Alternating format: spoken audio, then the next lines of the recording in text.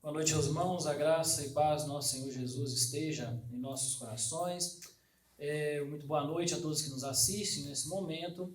Estamos iniciando, então, o culto dessa noite e eu te convido, então, nesse momento a tirar todas as distrações, tudo aquilo que possa vir a te atrapalhar ou impedir de prestar um culto verdadeiro ao Senhor. Convido você que está reunido com a sua família a reuni-la, juntos, e que possa desligar tudo aquilo que vem atrapalhar, aparelho celular, se você não estiver transmitindo, usando pelo celular, assistindo pelo celular, que você possa nesse momento se concentrar no culto, que você possa nesse momento se concentrar em tudo aquilo que vai acontecer nessa noite. E antes de orarmos para iniciar este culto, eu queria que você abrisse a sua Bíblia rapidamente no texto de Romanos, capítulo 11, verso 36, que nos diz assim: porque dele, por ele e para ele são todas as coisas. Glória, pois, a ele eternamente. Amém. Nós estamos iniciando o culto e nesse momento é o momento a qual nós vamos prestar um culto ao Senhor. Então eu te convido a meditar nesse texto e entender que este culto não é para mim, não é para você, mas esse culto é para o Senhor. Nós estamos aqui reunidos, vocês nos seus lares estão reunidos, é para cultuar ao Senhor, para reconhecer o Senhor, para adorar ao Senhor.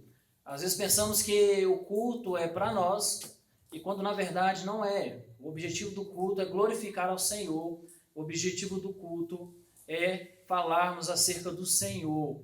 Então, neste momento, que você possa se concentrar, realmente você possa pedir ao Senhor para que possa tocar em seu coração nessa noite, para que possa tirar do seu coração, da sua mente, tudo aquilo que não provém do Senhor, tudo aquilo que possa vir te atrapalhar a sua comunhão, que você possa entender que é por causa dele, é para ele que são todas as coisas. Não é para mim, não é para você, mas sim para o nosso Senhor Jesus. Então, que você nessa noite possa cultuar verdadeiramente ao Senhor, tendo essa consciência de que esse culto é para ele e não para nós. Dentro disso, ao iniciarmos agora, eu queria que nós tivéssemos um momento de oração. Eu queria que você orasse nesse momento, lembrando dos pedidos, Se você tiver algum pedido, você possa estar orando nesse momento ao Senhor, porque o Senhor conhece o nosso coração, o Senhor conhece a nossa mente, Ele sabe tudo o que se passa dentro de nós. Nós sabemos que não há como esconder do Senhor os nossos sentimentos, não há como esconder do Senhor os nossos pensamentos, mesmo que venhamos fazer isso com as pessoas, mas com o Senhor não há como fazer isso. Então o Senhor, Ele conhece realmente a nossa intenção, Ele conhece realmente o nosso coração, Ele sabe quando realmente estamos sendo verdadeiros e Ele sabe quando nós não estamos sendo.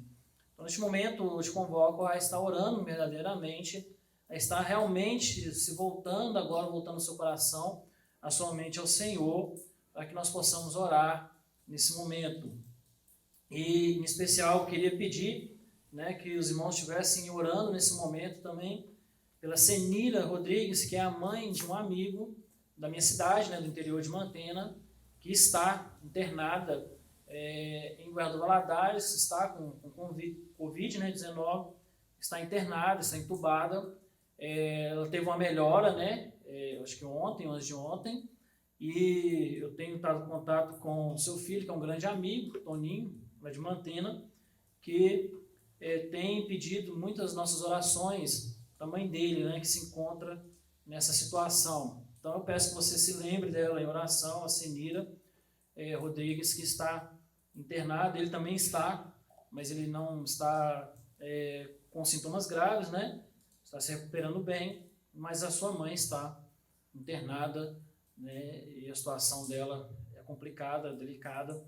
Então eu queria que você também lembrasse desse nome e pudesse orar por ela, intercedendo por ela, pela sua família. Vamos orar nesse momento e que você possa também dedicar um tempinho de oração para a sua família.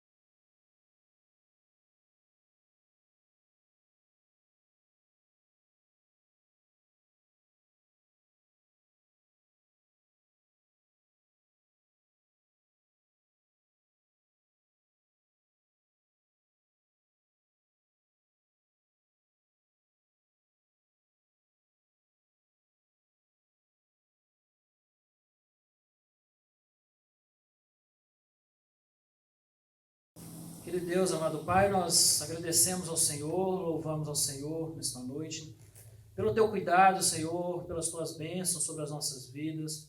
Agradecemos, Senhor, nessa noite, porque sabemos que o Senhor é bom. Agradecemos, Senhor, porque reconhecemos que não há outro Deus além de Ti, e não existe outro, Pai, a qual nós devemos reconhecer, não existe outro a qual nós devemos adorar, não existe outro a qual nós devemos nos entregar. Por isso, Pai, neste momento reconhecemos que o Senhor é Deus. Reconhecemos, Pai, a Sua soberania. Reconhecemos, Pai, a Tua autoridade sobre as nossas vidas. E por isso, Pai, nós te somos gratos, porque o Senhor conhece as nossas vidas e o Senhor tem direcionado as nossas vidas, Pai. Por isso, Pai, nós pedimos que o Senhor cumpra, Deus, e faça a Tua vontade sobre as nossas vidas. Que o Senhor possa, Deus, fazer com que venhamos entender, Deus, cada dia mais o Teu propósito sobre as nossas vidas. Faça, Deus, a Tua vontade, Deus, sobre as nossas vidas, Senhor. Neste momento, Pai, nós lembramos em especial, Senhor, da Senira, Senhor, que se encontra, Pai, ali internada, Senhor, naquele hospital. Que o Senhor possa, Deus, dar a graça, Senhor, de vermos ela, Senhor, saindo daquele hospital, sendo recuperada, Senhor, tendo a sua saúde restabelecida. Deus, pedimos, Pai, que o Senhor venha usar o hospital, seus médicos, Senhor. Que o Senhor venha cuidar, Deus, da família, Senhor, do Toninho, Senhor, do seu pai também, Senhor, que está também enfermo. Venha cuidar de toda a família, Pai. Que o Senhor venha derramar a Tua graça, Deus, a Tua misericórdia sobre a vida, Pai, da Tua serva que se encontra ali, Pai, naquele local, Senhor. Que o Senhor possa, Deus, abençoar também todos aqueles, Pai, que estão enfermos, Deus, com essa doença, Deus. Todos aqueles, Pai, que estão sofrendo, Deus, por causa dessa pandemia. Que o Senhor venha ter misericórdia, Pai, das nossas vidas, dessas vidas, do nosso país, do nosso estado e das nossas cidades também, Pai. Porque sabemos que o Senhor sabe, Deus, de todas as coisas, Senhor. Por isso, Pai, neste momento, Deus, nós pedimos que o Senhor esteja, Deus, também abençoando o culto dessa noite. Que seja, Pai, um momento, Deus, que venhamos adorar ao Senhor, que venhamos, Pai, ouvir aquilo que o Senhor tem a falar aos nossos corações, que possamos cantar ao Senhor, porque, Deus, este culto é para o Senhor. Por isso, Pai, que nós oramos, Deus, agradecidos neste momento, porque sabemos que o Senhor tem ouvido as nossas orações, não, Pai, porque somos bons, não, Pai, porque somos merecedores de sermos ouvidos, mas te agradecemos, Pai, porque o Senhor tem ouvido, porque nós oramos, não no nosso nome, mas oramos no nome, Pai, do Teu Filho amado, Jesus. Amém e amém. Deus possa, sim, te abençoar nessa noite, que você possa adorar ao Senhor e que possa ouvir aquilo que Ele tem a falar ao seu coração.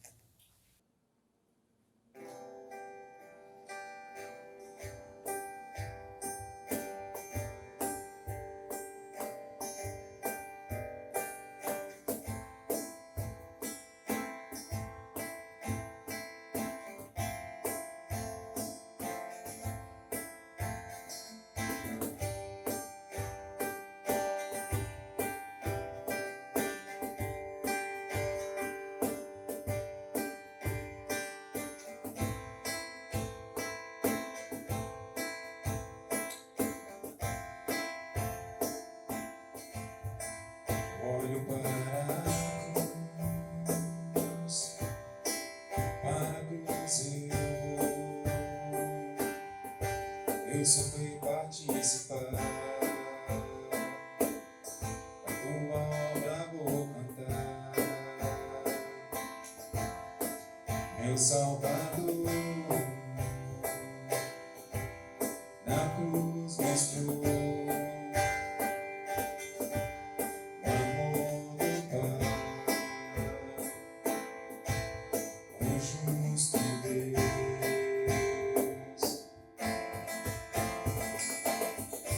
pela cruz me chamou, gentilmente me atraiu e eu sem palavras me aproximo, quebrantado com seu amor.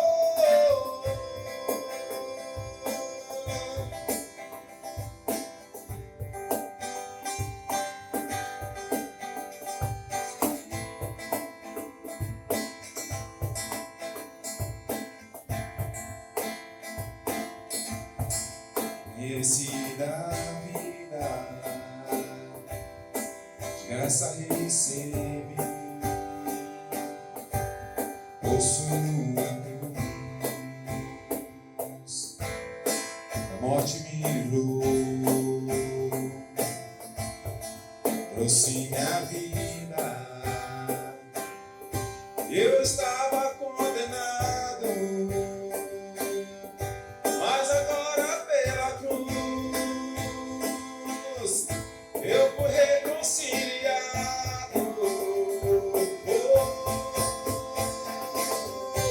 pela cruz me chamou gentilmente, me atraiu e eu, sem palavras, me aproximo, quebrantado por seu amor, pela cruz me chamou gentilmente, me atraiu e eu, sem palavras, me aproximo, quebrantado por seu amor.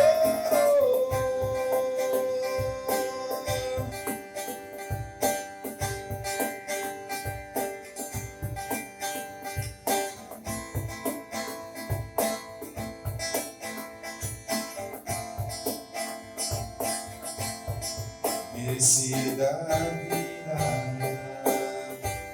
de graça recebi,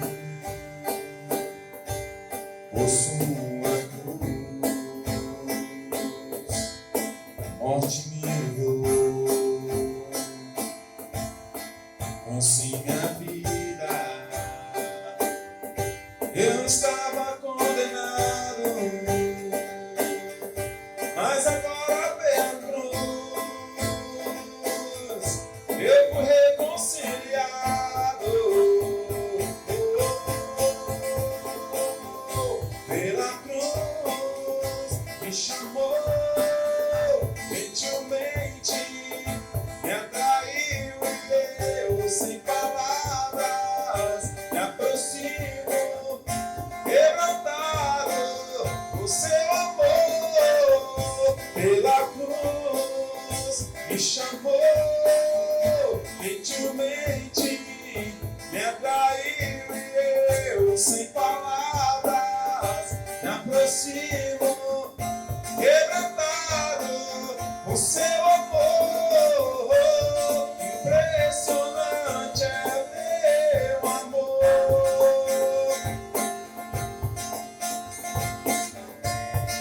me redimiu e me mostrou o quanto é fiel.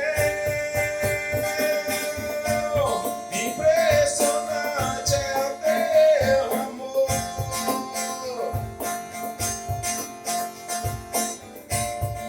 me redimiu e me mostrou o quanto és fiel.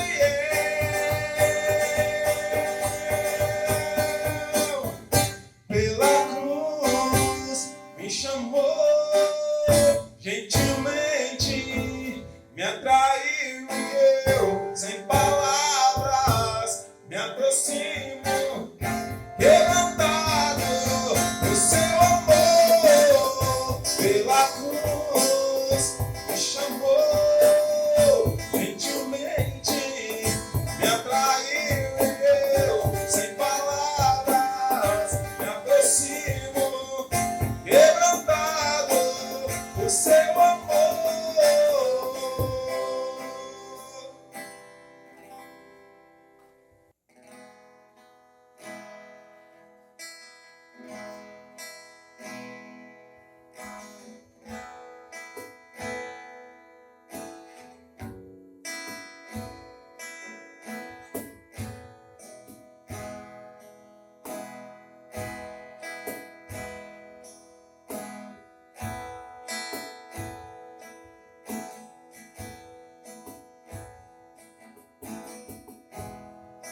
Não há nada igual, não há nada melhor a que se compara a esperança viva,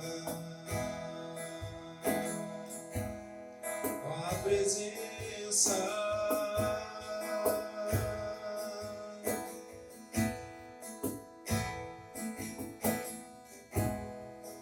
eu provei e vi o mais doce amor que liberta o meu ser e a vergonha desfaz.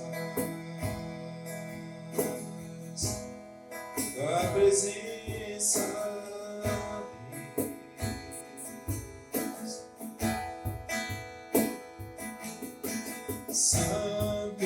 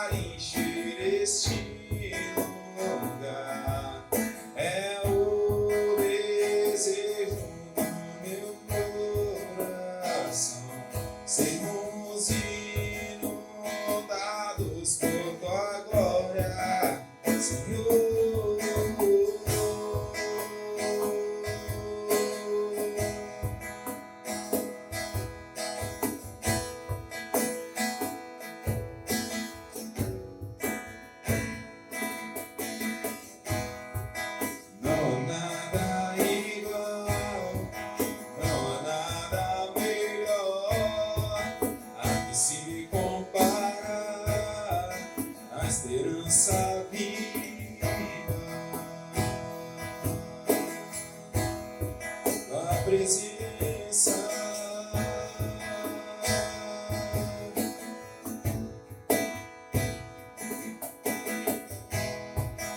Eu provei e vi o mais doce amor que liberta o meu ser e a vergonha desfaz.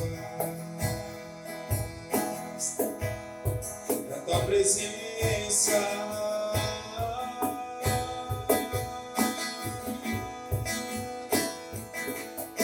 Santo Espírito, és bem-vindo aqui.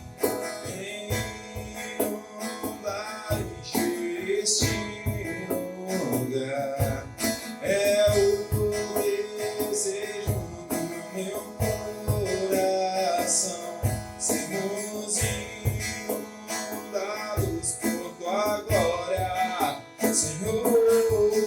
Santo Espírito, és bem-vindo aqui.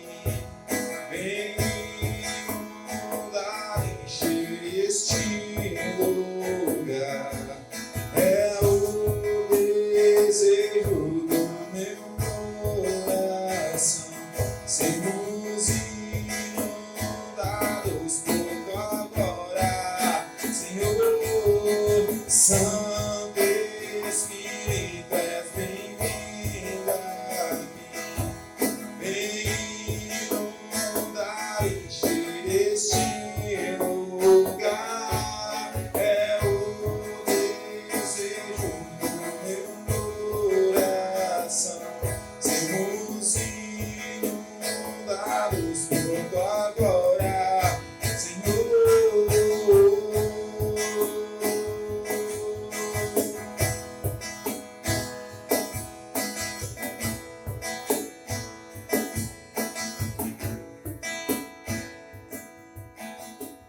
Vamos provar o quão real é tua presença.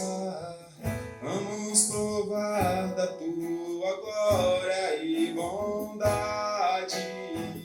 Vamos provar o quão real é tua presença. Vamos provar da tua glória e bondade. Vamos provar o quão real é tua presença. Vamos provar da tua glória e bondade. Vamos provar o quão real é tua presença. Vamos provar da tua glória e bondade. Vamos provar do quão real é tua presença. Vamos provar da tua glória e bondade. Vamos provar do quão real é tua presença.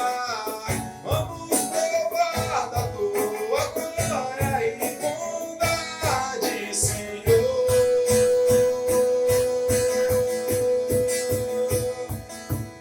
Santo Espírito, és bem-vindo aqui.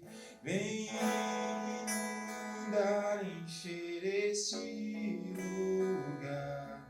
É o desejo do meu coração. Sermos inundados por tua glória, Senhor.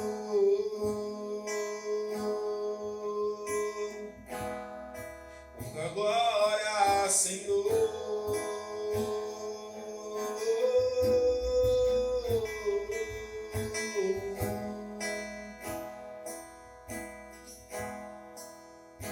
Nós te adoramos, Deus, e clamamos direto ao Senhor, porque assim um dia nosso Senhor Jesus assim mesmo se entregou para que nós um dia pudéssemos estar diante do Senhor e falar: eis-nos aqui,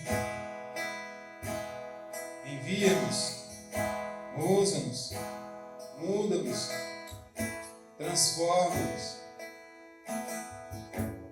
para que possam ver a Tua glória em nós, e não somente a Tua glória como quem não Te conhece, mas como quem anda com o Senhor. Por isso, nessa noite, nós invocamos o Teu santo nome, clamando ao Senhor que perdoe os nossos pecados, que os nossos caminhos eles sejam levados cativos à vontade do Senhor. Que o nosso coração ele também seja levado cativo à vontade e ao coração do Senhor. Por isso nós não só cantamos, mas dizemos que o Senhor é bem-vindo. E reconhecemos que muitas vezes as nossas atitudes não dizem que o Senhor é bem-vindo. Mas dizemos hoje, o Senhor é bem-vindo aqui. E inunda o nosso coração. Expulsa de nós mesmos. Expulsa de dentro de nós o nosso eu, nosso ego, as nossas próprias vontades. Que sejam levadas até a Tua vontade, para que a Tua vontade prevaleça. Possamos aprender como o Senhor Jesus, que a si mesmo se entregou, e se humilhou, e assumiu a forma de servo, e Te obedeceu. Nos ajuda, Senhor, em nome de Jesus. Aleluia. Estamos no nosso momento agora de dízimos e ofertas. Você que separou o seu dízimo, a sua oferta, você possa nesse momento então estar consagrando ao Senhor, entregando, ao Senhor. Lembramos, que estamos passando por esse momento difícil, mas também sabemos que a igreja ela tem as suas necessidades, e sabemos que precisamos, de recursos para que a igreja continue, funcionando, Então eu queria que nós lêssemos agora Atos 20, verso 35, que nos diz assim: em tudo o que fiz, mostrei a vocês que, mediante trabalho árduo, devemos ajudar os fracos, lembrando as palavras do próprio Senhor Jesus, que disse: há maior felicidade em dar do que receber. Então, nesse momento, que você possa, então, consagrar o seu dízimo, sua oferta, aí onde está mesmo no seu lar, que você possa entregar, separar. Se tiver alguma dificuldade para estar entregando, na sede ou os irmãos da congregação, pode nos procurar, que estamos à disposição também para estar auxiliando e ajudando, nesse momento, mas que você possa, de fato, entregar e ajudar, e entregar de coração, Porque Deus, como eu mencionei no início, Deus ele conhece o nosso coração, Ele sabe o que se passa, qual é a nossa intenção, Então, às vezes, nós damos, mas não damos, com aquela alegria, com aquela felicidade. E não adianta, porque o Senhor, Ele sabe, quando realmente fazemos isso, porque entendemos, o Evangelho, entendemos que vale mais dar, é maior felicidade em dar do que receber. Que você possa fazer isso com um coração sincero neste momento, e que você possa então estar orando juntamente comigo e agradecendo ao Senhor pelos recursos que o Senhor tem nos dado, pelos recursos que o Senhor tem nos provido, porque o Senhor tem cuidado dos teus filhos, o Senhor não tem deixado faltar nada, mesmo neste momento que estamos atravessando. Então eu queria que você orasse comigo nesse momento. Querido Deus, amado Pai, nós agradecemos ao Senhor, Deus, por esta noite. Agradecemos, Senhor, pelo Teu cuidado sobre as nossas vidas. E Te louvamos, Pai, porque sabemos que é bom. Deus, neste momento, Deus, nós pedimos que o Senhor venha abençoar, Deus, cada dízimo, Pai, a oferta. Que o Senhor venha, Pai, usar, Senhor, esse recurso conforme a Tua vontade e o Teu querer, Pai. Que este recurso, Pai, seja, Deus, para o avanço do Evangelho. Para que esse recurso seja, Pai, para que mais vidas sejam alcançadas. Que esse recurso, Pai, seja usado, Deus, para glorificar o Teu nome, Senhor. Por isso pedimos que o Senhor abençoe a cada vida, Senhor, a cada um, Deus, que está neste momento, Deus, consagrando seus dízimos, suas ofertas. Que o Senhor possa, Deus, direcionar estas vidas, Pai. Que o Senhor possa suprir as suas necessidades, Pai, físicas, emocionais, espirituais. que o Senhor esteja, Pai, derramando a Tua graça, a Tua misericórdia sobre estas vidas, Pai. Muito obrigado, Deus, por tudo o que tem acontecido, Senhor, nessa noite, porque nós oramos no nome de Jesus. Amém. Amém.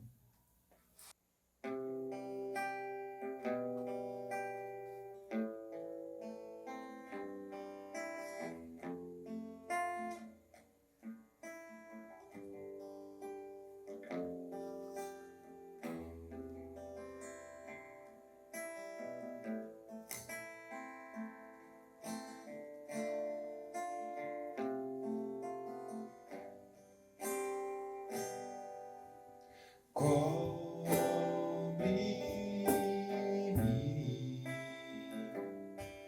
com tuas mãos, com poder, vem me esconder, Senhor. Se o trovão e o mar seguindo vem, sobre a tempestade eu voarei, sobre as águas tu também és rei, descansarei, pois sei que és Deus.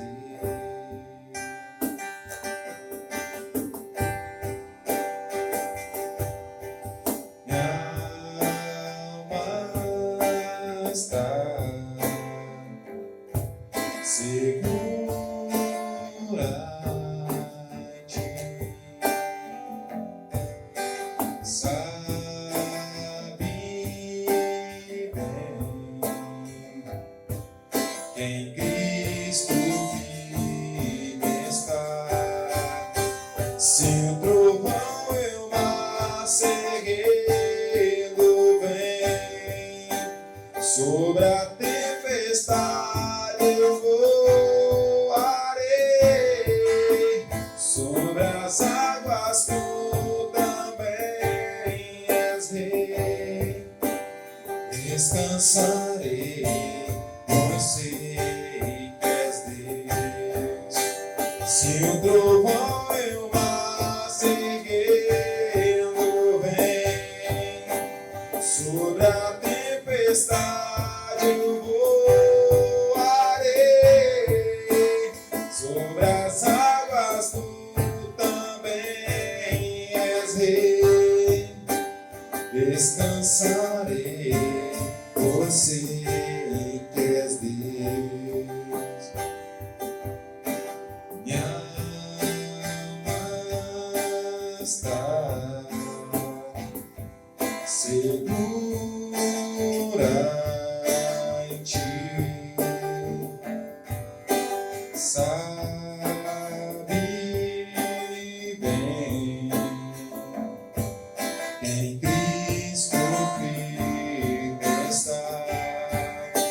Se o trovão e o mar seguindo vem, sobre a tempestade eu voarei, sobre as águas tu também és rei, descansarei, pois sei que és Deus. Se o trovão e o mar seguindo vem, sobre a tempestade eu voarei, sobre as águas tu também és rei, descansarei, pois sei que és Deus. Se o trovão e o mar seguindo vem, sobre a tempestade eu voarei, sobre as águas tu também és rei, descansarei, pois sei que és Deus. Descansarei, pois sei que és Deus.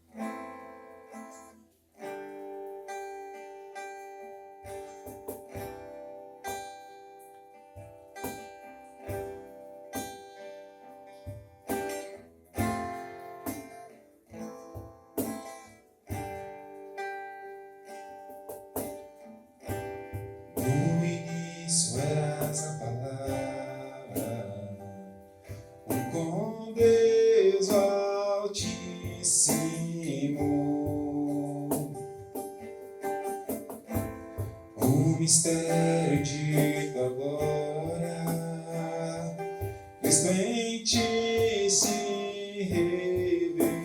revelou. Ó, quão lindo esse nome é, ó, quão lindo esse nome é, o nome de Jesus, meu Rei. Ó, quão lindo esse nome é, maior que tudo ele é. Ó, quão lindo esse nome é, o nome de Jesus.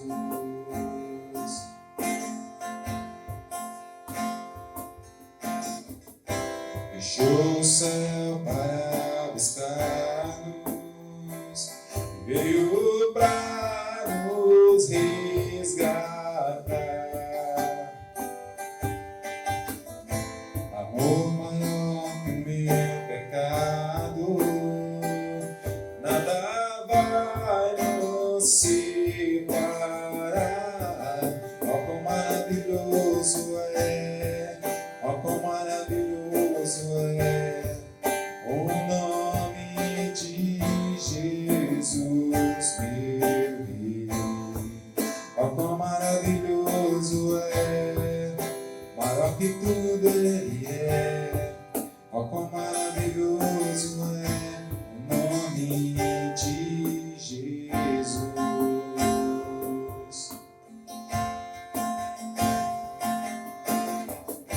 Deixou o céu para buscar-nos, veio para nos resgatar. Amor maior que o meu pecado, nada vai nos separar. Ó, quão maravilhoso é, ó, quão maravilhoso é o nome de Jesus, meu Rei.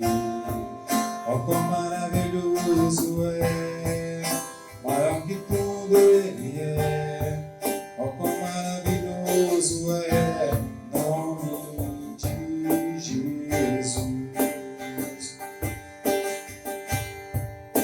A morte venceste, o véu tu rompestes, a tumba vazia agora está. O céu te adora, proclama a tua glória, pois ressuscitaste, vivo estás. És invencível, inigualável, hoje pra sempre reinarás. Teu é o reino, tu é a glória, acima de todo nome estás.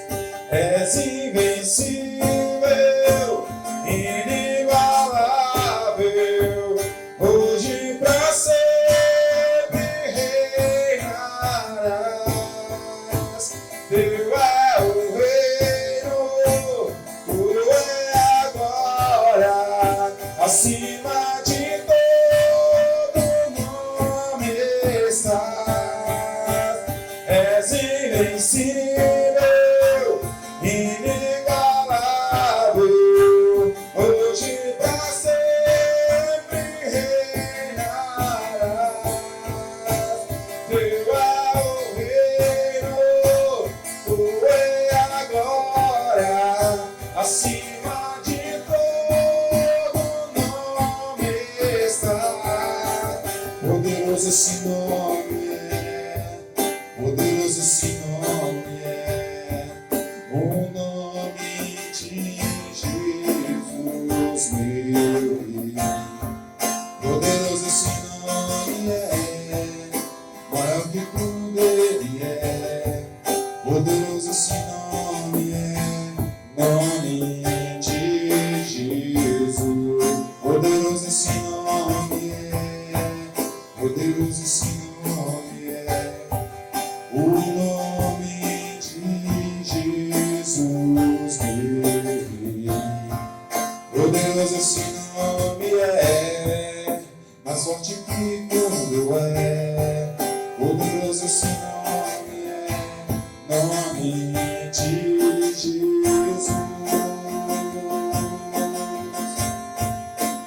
És invencível, inigualável, hoje pra sempre reinarás. Tu é o reino, tu é agora, acima de todo nome estás. És invencível, inigualável, hoje pra sempre reinarás. Tu é o reino, tu é agora, acima de todo nome estás. És invencível, inigualável, hoje pra sempre reinarás. Teu é o reino, tu é agora, acima de todo nome estás. És invencível, inigualável, hoje pra sempre reinarás. Teu é o reino, tu é agora, acima de todo nome estás. Poderoso esse nome é, poderoso esse nome é, o nome de Jesus, meu Rei. Poderoso esse nome é, mais forte que tudo é. Poderoso esse nome é, o nome de Jesus. Poderoso esse nome é, mais forte que tudo é. Poderoso esse nome é, o nome de Jesus. Poderoso esse nome é, mais forte que tudo é. Poderoso esse nome é, o nome de Jesus.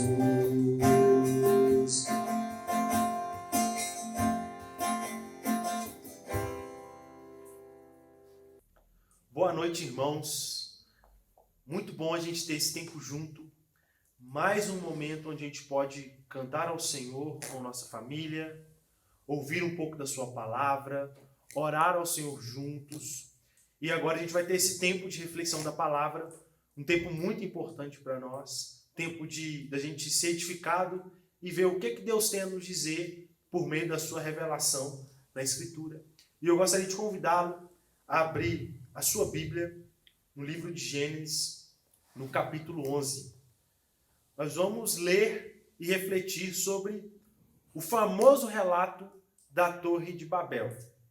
Gênesis capítulo 11. E nós faremos a nossa leitura a partir do versículo 1, que é o texto que narra essa história. Gênesis 11, a partir do versículo 1. Olha o que o texto nos diz. No mundo todo havia apenas uma língua, um só modo de falar. Saindo os homens do Oriente, encontraram uma planície em Sinear, e ali se fixaram. Disseram uns aos outros: vamos fazer tijolos e queimá-los bem. Usavam tijolos em lugar de pedras, e piche em vez de argamassa. Depois disseram: vamos construir uma cidade com uma torre que alcance os céus. Assim nosso nome será famoso e não seremos espalhados pela face da terra. o Senhor desceu para ver a cidade e a torre que os homens estavam construindo. E disse o Senhor: eles são um povo e falam uma só língua, e começaram a construir isso. Em breve, nada poderá impedir o que planejam fazer. Venham, desçamos e confundamos a língua que eles falam, para que não entendam mais uns aos outros. Assim o Senhor os dispersou dali por toda a terra, e pararam de construir a cidade. Por isso foi chamada Babel, porque ali o Senhor confundiu a língua de todo mundo. Dali o Senhor os espalhou por toda a terra. Vamos orar mais uma vez, agradecendo ao Senhor por esse tempo e pedindo para que Ele possa falar com a gente nessa noite por meio desse texto. Senhor, nós rendemos graças ao Teu nome, Deus, por esse tempo que nós estamos tendo aqui, porque sabemos que o Senhor, Deus, está, Deus, junto com nós, Deus, ouvindo o nosso clamor, ouvindo, Deus, os nossos louvores, as músicas entoadas. E cremos, Deus, que o Senhor fala conosco por meio da Sua palavra. Que seja assim nessa noite, Pai. Que o Senhor aplique essa palavra pelo Teu Espírito em nossas vidas, para que possamos vivê-la diariamente e que para ela, Deus, para que ela nos torne cada vez mais a imagem do Filho de Deus, Jesus Cristo. É a oração que fazemos, em nome de Jesus. Amém. Irmãos, com certeza em alguns momentos os irmãos já leram o relato da criação. E eu não sei se vocês já perceberam ali em Gênesis 1 e Gênesis 2, que você tem um relato da criação em Gênesis 1, que acontece, né, quando Deus, que ele vai narrar toda a criação e no final ele cria a humanidade e ele vai dizer que criou macho e fêmea, homem e mulher. Mas só no capítulo 2 ele vai explicar os detalhes de como foi a criação da humanidade.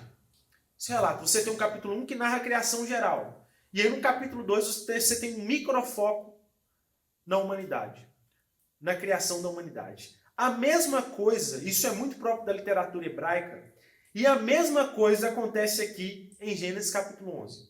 Porque o que nós temos? Nós temos aqui no capítulo 10, né, aquilo que a gente chama de a origem das nações. E aqui no capítulo 10, você vai fazer uma contagem, você vai ter aqui pelo menos 70 nações representadas.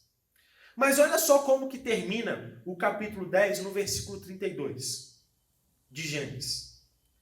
São esses os clãs dos filhos de Noé, distribuídos entre suas nações, conforme a história da sua descendência. A partir deles, os povos se dispersaram pela terra depois do dilúvio. Olha que interessante. No capítulo 10, você tem aqui o final falando dos povos que se dispersaram sobre a terra, que parece ser o que acontece no final do capítulo 11 também. Dali o Senhor os espalhou por toda a terra. O que é isso? Parece que o capítulo 11 ele está dentro do capítulo 10. Da mesma forma que o capítulo 2 de Gênesis está dentro do capítulo 1. Isso está acontecendo aqui. Ou seja, dentro desses povos, né, a construção, o estabelecimento desses povos, nós temos o relato da Torre de Babel, que é um fato que aconteceu nesse processo pós-dilúvio, né, onde começou a haver ali, né, as pessoas começaram a espalhar por toda aquela região.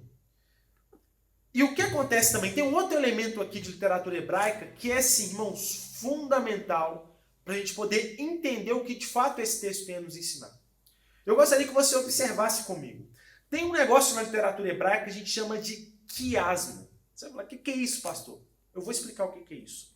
Basicamente, são quando o texto começa a apresentar alguns paralelos ou alguns contrastes, né? Tanto de cima para baixo quanto de baixo para cima. Então eles vão aparecendo paralelos que vão se juntando no texto até chegar numa verdade central. E é fundamental aqui, se esse texto apresenta essa linguagem do quiasmo, que a gente encontre essa verdade central. Eu quero que você observe isso aqui na sua Bíblia, Então, olha aí na sua Bíblia, a gente vai ler, a gente vai observar os paralelos que o texto faz para a gente poder chegar na verdade central desse texto. Primeiro, está no versículo 1 de Gênesis 11. Olha só o que ele vai falar. Todo mundo havia apenas uma língua. No todo mundo havia apenas uma língua. Um só modo de falar. Agora observe o versículo 9, o final do texto que a gente leu. Porque ali o Senhor confundiu a língua de todo o mundo. Ou seja, olha o contraste. No início, tinha só uma língua e um modo de falar. No final, foi confundido, ou seja, você não tem só mais uma forma. O segundo paralelo, vamos descer um pouquinho no texto, versículo 2. Saindo os homens do Oriente, encontraram uma planície em Sinear e ali se fixaram, ou seja, eles se fixam no versículo 2. Agora vai no versículo 8. Assim o Senhor os dispersou dali por toda a terra. Olha só, em um lugar eles se fixam, no outro eles são dispersos. Vamos afunilar mais um texto. Agora no versículo 3. Disseram uns aos outros, vamos fazer tijolos e queimá-los bem. Ou seja, eles disseram, vamos fazer algo. Vamos fazer tijolos. A ideia é de ir, vamos. No versículo 7, agora é Deus. Venham, desçamos e confundamos a língua. Ou seja, eles têm um movimento de fazer, de construir o projeto deles. E depois o contraste é Deus vai para confundir. Para a gente chegar agora no ponto central, o último contraste. Versículo 4. Vamos construir uma cidade e uma torre que alcance os céus. Ou seja, que eles iam construir.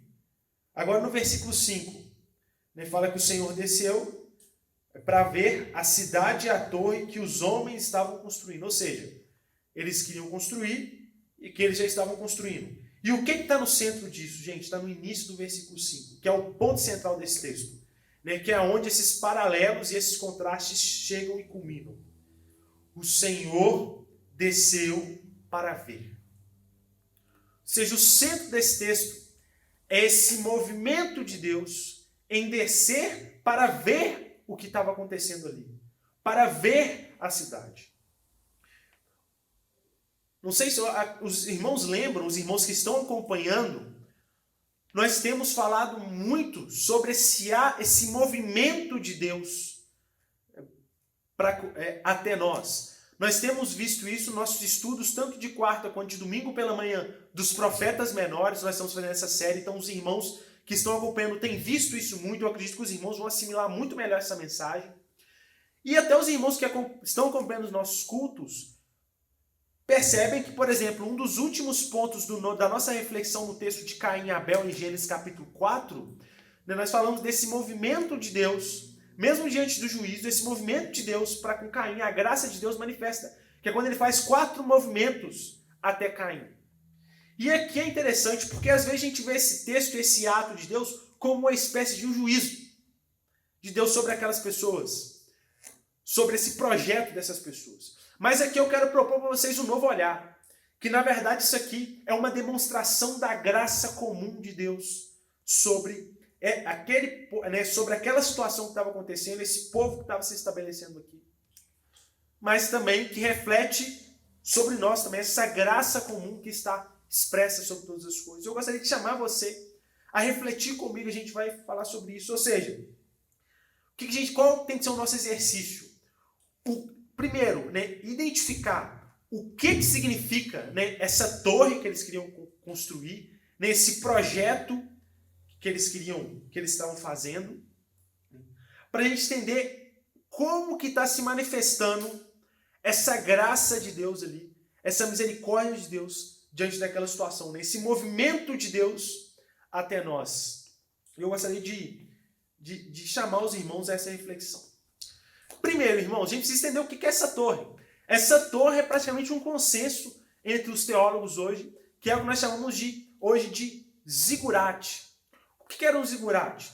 Zigurate era uma espécie de uma torre mesmo, mas era uma torre, era muito alta, né? Você tinha ali uma escada no meio dela, para que você tivesse acesso a esse local mais alto.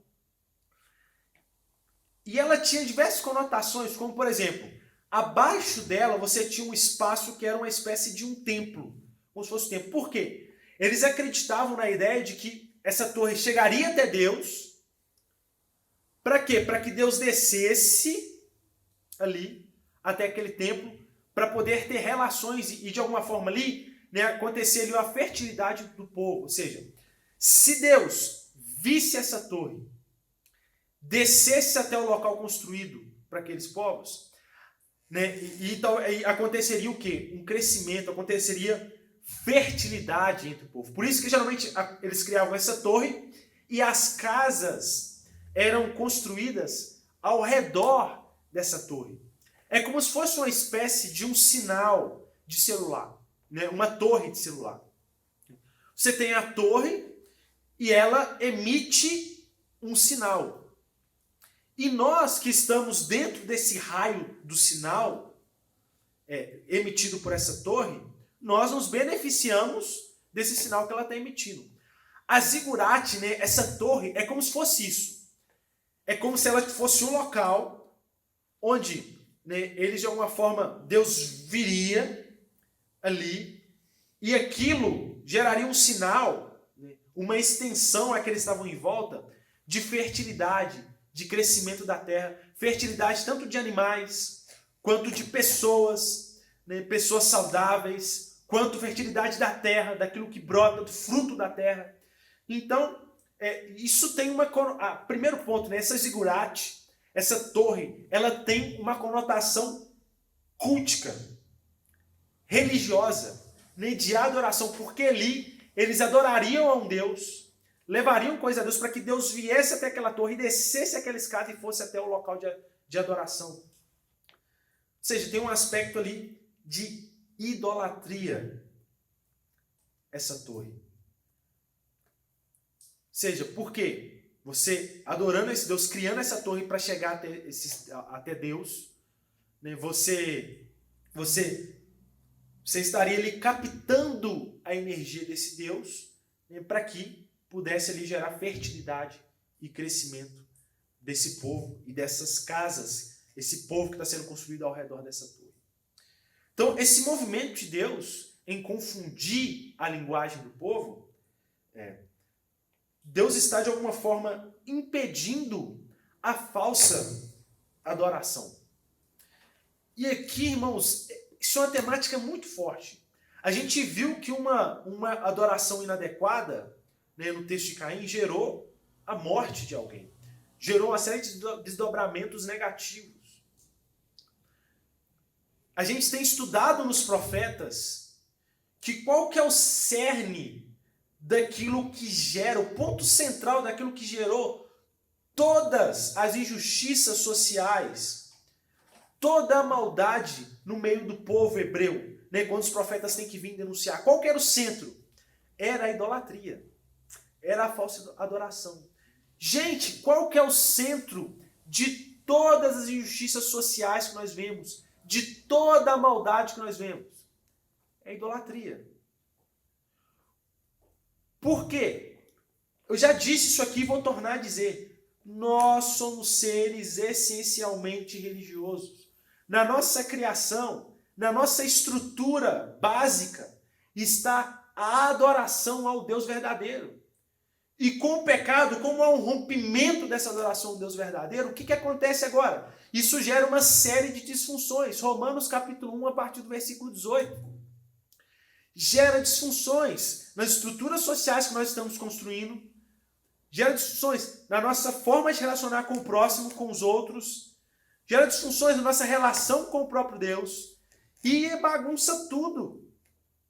Então, você tem noção do que esse projeto de falsa adoração que estava acontecendo, que ajuntaria um número muito grande de pessoas em uma uniformidade de linguagem? E que interessante, porque esse texto, você tem duas formas de interpretar. Língua aqui como sendo idioma.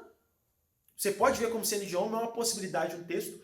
Mas também você pode entender a língua aqui como uma espécie de linguagem, ou seja, um ajuntamento de ideias. Nós falamos a mesma língua. Você já viu isso quando você está conversando com alguém e aí suas ideias são parecidas. Seus projetos são parecidos. Aí você vira para a pessoa e fala assim, olha, a gente fala a mesma língua. Por quê? Sempre a palavra usada no hebraico para a língua no sentido de idioma, ela aparece, por exemplo, no capítulo 3, versículo 31. Capítulo 10, versículo 31. Olha só o que fala. São esses os descendentes de Sem, conforme seus clãs e línguas, em seus territórios e nações. Ou seja, línguas aqui é idioma. Sempre é usado no Antigo Testamento no sentido idiomático. Agora, às vezes aqui, que aparece língua nesse texto, versículo 1 fala língua, versículo 6, versículo 7 duas vezes, versículo 9, talvez a sua tradução vai estar linguagem, que talvez seria a tradução mais apropriada, não é língua no sentido de idioma, mas tem um sentido de linguagem, que é a mesma coisa tratada quando vai falar nos livros de sabedoria, de língua hebraica, que é a palavra para falar da linguagem do sábio e da linguagem do tolo. Às vezes é traduzido no Antigo Testamento como tratando sobre as margens do mar, que são lambidas pelas águas. Essa ideia de uma linguagem, ou seja, pode ser que aqui você tem uma filosofia, um projeto, um grupo grande de pessoas falando uma mesma linguagem. E a gente vai ver que isso tem implicações até no nosso próximo ponto. Mas imagina só, gente, um grupo junto se ajustando com a falsa adoração. Isso não teria efeitos positivos para aquele momento da humanidade. Então, quando Deus vem e dissipa aquilo, Deus de alguma forma está limitando a falsa adoração. E ele está evitando, quando ele limita a falsa adoração, uma série de outros problemas que viriam depois. Que a gente vai ver um pouquinho disso. Mas esse seria o primeiro movimento de graça de Deus aqui, a primeira representação desse movimento de graça. Deus está limitando a falsa adoração. E aqui eu quero dizer, aplicar a nossa conversão, dizendo o seguinte, gente, o que é a nossa conversão? Nossa conversão é essa reorientação do nosso coração para a adoração ao Deus verdadeiro. Outros deuses estão aqui o tempo todo, mas a gente precisa derrubar esses deuses mediante do poder do Espírito Santo. E aí Deus vai restaurando agora as nossas relações, Deus vai redimindo a nossa relação com as estruturas sociais, a nossa relação com o próximo, a nossa relação com o outro de outra etnia. Deus está restaurando essas coisas. E no fim, por que Apocalipse narra, sempre quando ele fala dos povos, das nações que chegam diante de Deus, que estão lá salvas, a linguagem sempre de quê, gente? De adoração ao Cordeiro. Não é que no céu vai ser só a gente cantando ao Cordeiro, mas não, porque agora nossa vida será um culto, nossa vida será um culto verdadeiro ao Deus verdadeiro. E aí não vai ter mais problema social, não vai ter mais problema com toda essa desordem que o pecado gerou. Mas só que existe o segundo aspecto também que representa essa zigurate, essa torre. Ela tem também, irmãos, um aspecto militar. Por que militar? Está muito ligado à linguagem que eles usam aqui. Olha só o objetivo deles com a construção disso. Versículo 4, na parte finalzinha desse versículo, quando ele vai explicar o motivo. Assim, nosso nome será famoso e não seremos espalhados pela face da terra. Olha aqui. Eles falam que eles queriam construir aquilo para que o nome deles fosse, os seus nomes fossem famosos. A linguagem disso aqui é a mesma linguagem de Gênesis 6. E eu gostaria de te despertar para isso. Gênesis 6, capítulo 4. Volta um pouquinho a sua Bíblia. Já disse para os irmãos aqui em alguns momentos que Gênesis 1 até o capítulo 11, eles estão totalmente conectados.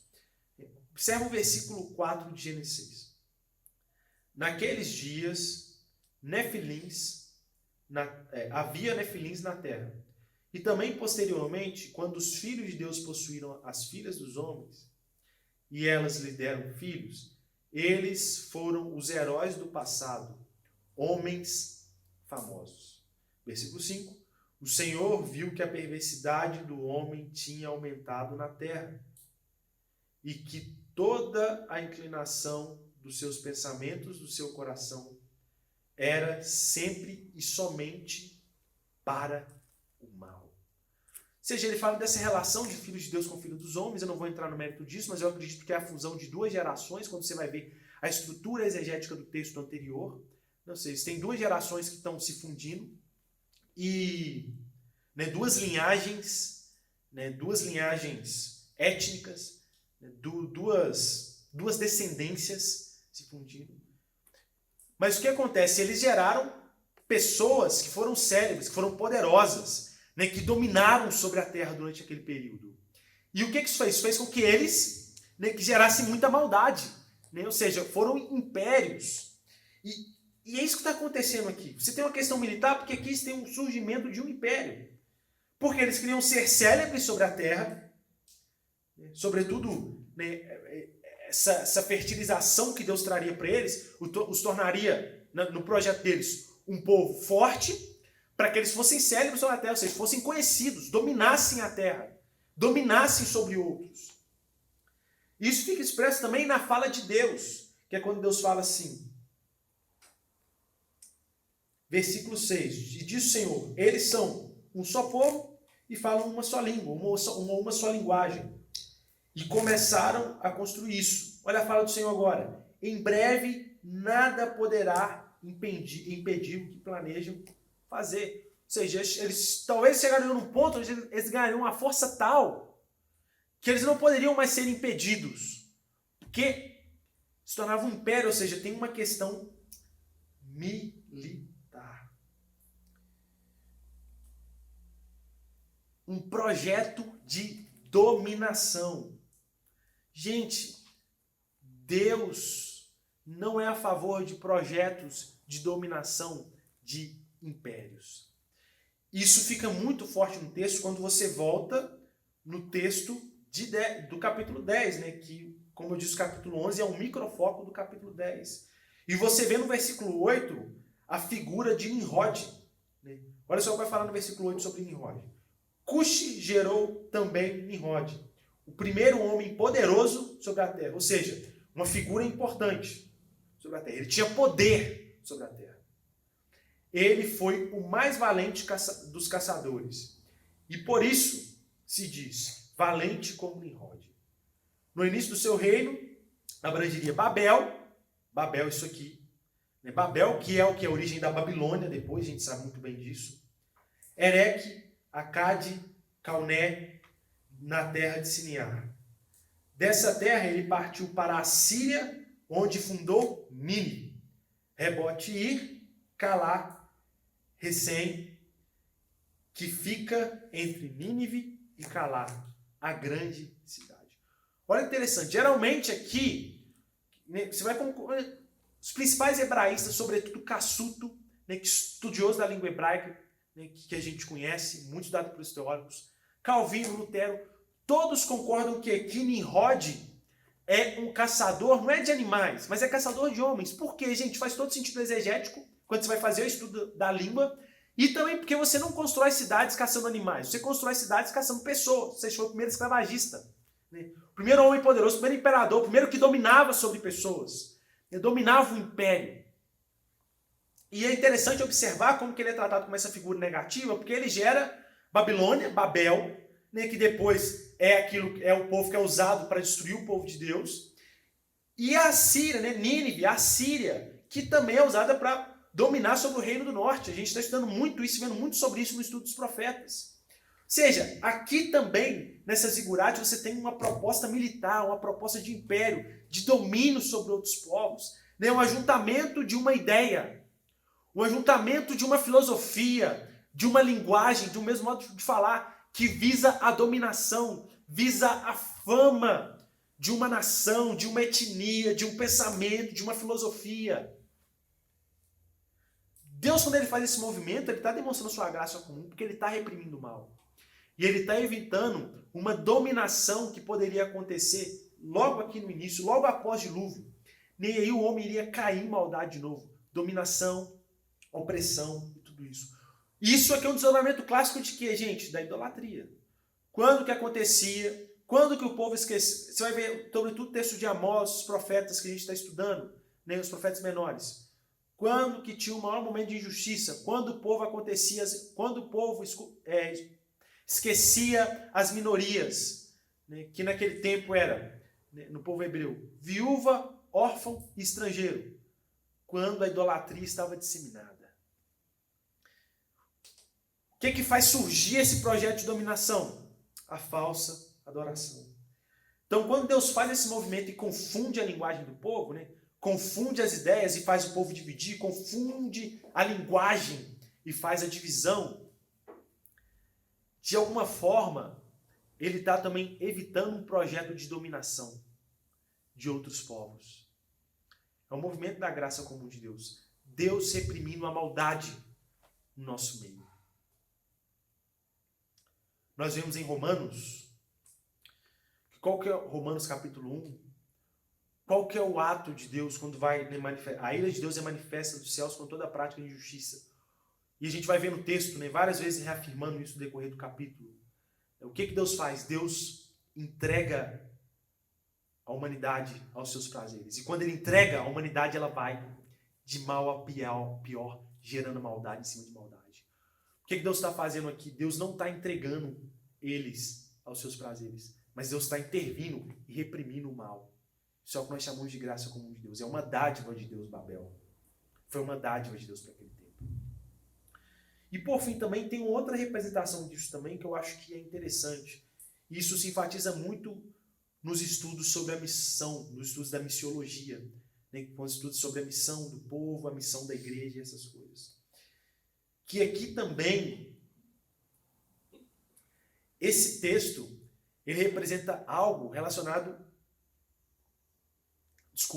Ele é algo que vai contra a diversidade que Deus criou. A gente sabe, gente, que Deus é a favor da diversidade, de muitos povos, né, muitas linguagens, muitas nações. Deus é a favor dessa diversidade étnica. E aqui esse ajuntamento ele vai contra esse princípio de que Deus fala, né, no nosso mandato, nós chamamos de mandato cultural e mandato social, para a gente ir dominar sobre a terra, sobre os animais, sobre tudo, né, sobre a criação, ou seja, a ideia de a gente desenvolver a criação, mas a gente espalhar, né, vão e multipliquem-se, se espalhem por toda a terra. O que é isso? É um mandamento do desenvolvimento de uma sociedade, de culturas, né, de a gente se espalhar. Aqui você tem um movimento inverso, todo mundo vem até uma zigurate, né, até um local ao redor, e você quebra esse projeto de diversidade de Deus para todos nós. Então você tem também uma questão aqui étnica, né? E nós sabemos que o nosso movimento tem que ser sempre para multiplicação e expansão, valorização, gente, das outras etnias, das outras culturas. A gente tem um olhar assim, né? Apocalipse fala de povos adorando o Cordeiro, toda tribo, língua e nação. Então isso aqui também Deus está indo contra também essa perspectiva da uniformidade. Não existe na Escritura, né, a proclamação de uma uniformidade. O que nós temos é diversidade, unidade na diversidade. Ou seja, dentro de tanta diversidade, nós temos a unidade. O povo de Deus tem unidade.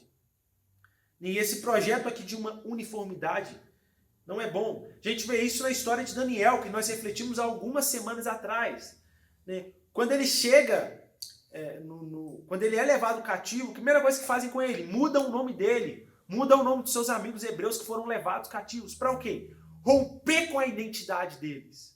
Você tira a identidade, você tira aquilo que ele tinha do seu povo. Não seja, agora você vai ser um babilônico.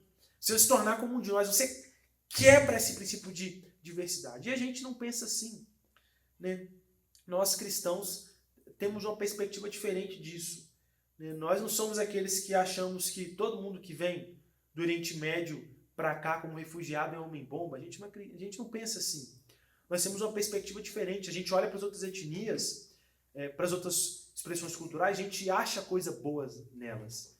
A gente entende que, assim como a nossa, todas as culturas tem expressões do pecado, porque, né, o nosso coração, né, ele ainda tem essa inclinação, né, para a falsa adoração, então isso gera questões culturais, mas a gente consegue ver a graça de Deus, aquilo que um antigo autor, um dos pais da igreja, chamava de logos espermático, ou seja, a semente do Messias, ele está expresso em todas as culturas, todos os lugares, porque Deus é diversidade, Deus é diverso.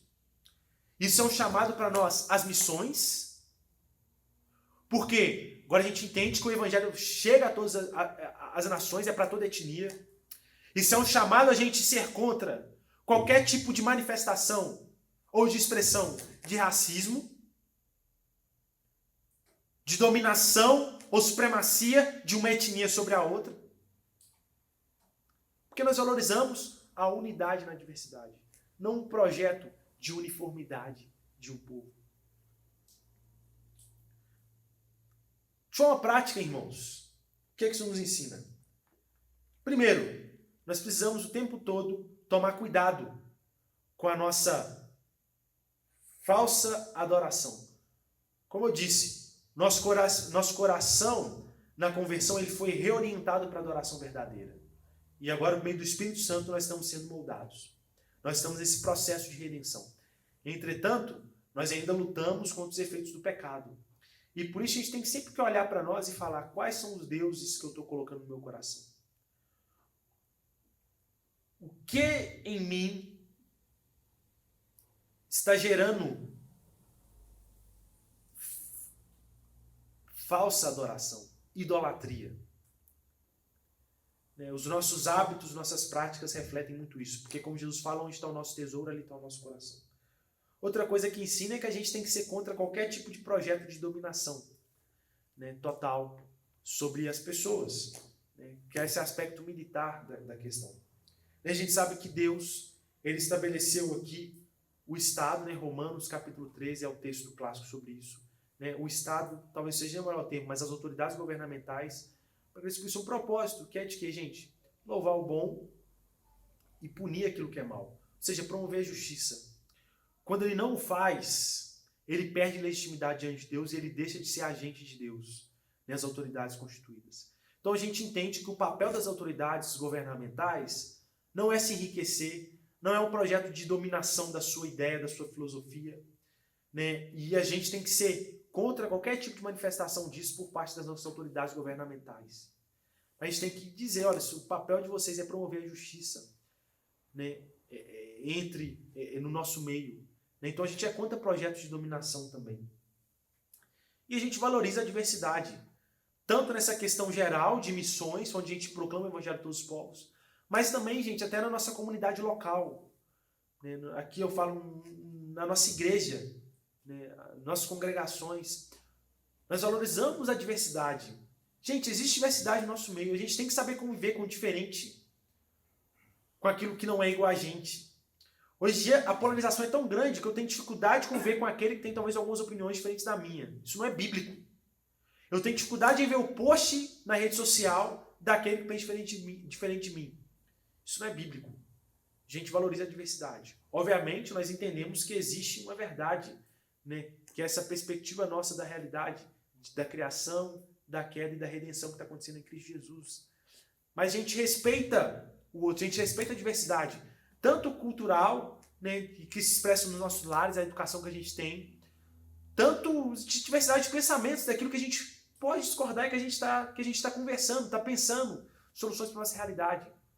E também isso tem uma implicação missional muito forte, que é onde Deus quer diversidade o adorando. Todo povo, tribo, língua e nação. Então a gente vai às outras nações, respeitando a cultura delas, proclamando o evangelho. Né? Isso gera muito debate dentro do campo da missiologia, né? Sobretudo quando o pessoal ia fazer missões no meio dos índios e colocava terno nos índios. Né? A gente hoje em dia é unânime que a gente não faz mais isso. A gente respeita a cultura dessas pessoas, mesmo proclamando o evangelho e trazendo essa mensagem da criação, da queda e da redenção para essas pessoas em Cristo Jesus. Então, irmãos, Babel é uma demonstração da graça de Deus. E eu quero dizer o seguinte para você. Você pode olhar para a realidade e ver a maldade se expandindo. Isso pode gerar desespero em você. Você pode abrir o noticiário e achar assim, tá ruim. Mas eu quero dizer algo para você. Deus está fazendo movimentos até a humanidade de graça. E Ele está reprimindo o mal. Ele ainda nos dá dádivas. Não só a nós, ditos cristãos, mas a toda a humanidade. A graça comum de Deus repousa sobre todos nós. Amém? Vamos orar ao Senhor. Agradecendo a Ele por todos os ensinamentos que nós encontramos em Babel, mas principalmente, irmãos, pela graça dele que está sendo manifesta, reprimindo o mal. Se Deus nos entregasse totalmente aos nossos prazeres, sem nenhum movimento até nós, sobre a humanidade como um todo, eu não sei onde nós estaríamos. Eu não sei onde nós estaríamos. Talvez muitos dilúvios aconteceriam ao longo da história. Então, quando você vê a situação e achar que está muito caótico, tenta se lembrar, olha, o meu Deus tem o controle dessa situação. Gente, isso é fundamental na nossa forma de ver a realidade. O meu Deus tem o controle dessa situação. E eu sei que de alguma forma Ele está reprimindo as coisas. Ele está preservando a sua criação. Até a consumação. Amém? Que essa palavra entre no seu coração e entre também na sua forma de ver a realidade. Vamos orar. Senhor, muito obrigado, Deus, porque a gente vê ao longo da Escritura, sobretudo Deus, Gênesis, o início da criação, os movimentos do Senhor até nós. Oh Deus, te louvamos, Deus. O Senhor é quem teve a disposição de criar, Deus, de fazer toda essa beleza que nós vemos, mesmo com os efeitos do pecado, a gente vê tanta beleza, isso é graça do Senhor, Deus. Lá em Adão e Eva, quem faz o movimento, Deus, quem procura após a queda é o Senhor. Em Caim, Deus, quando é rejeitado, quem faz o movimento até ele é o Senhor, Deus. É graça do Senhor.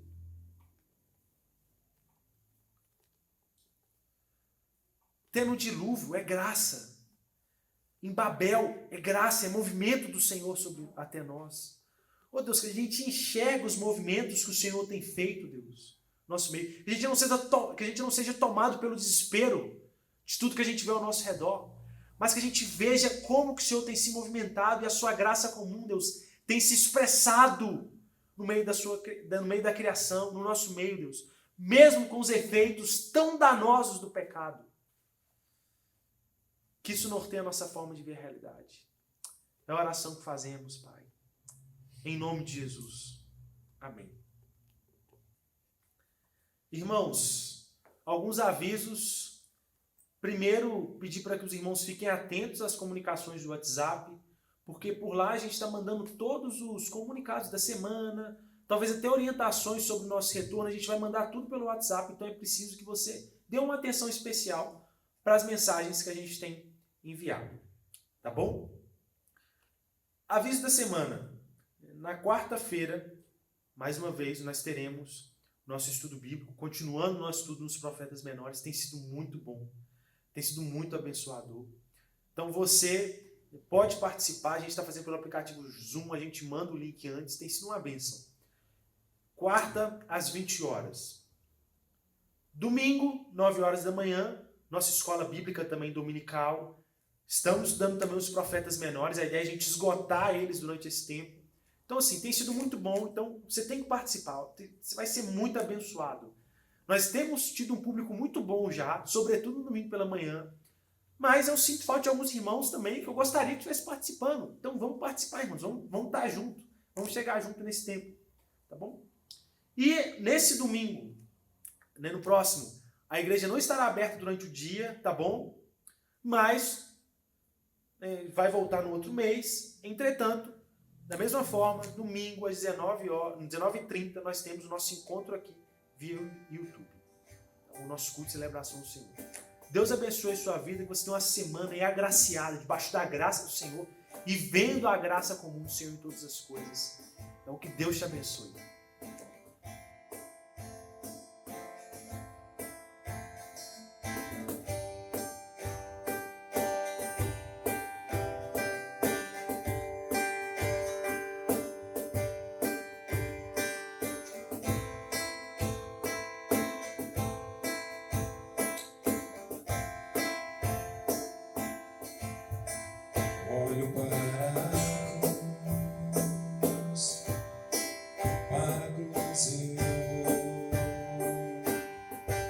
Eu sofri e participar. A tua obra vou cantar. Meu Salvador na cruz mostrou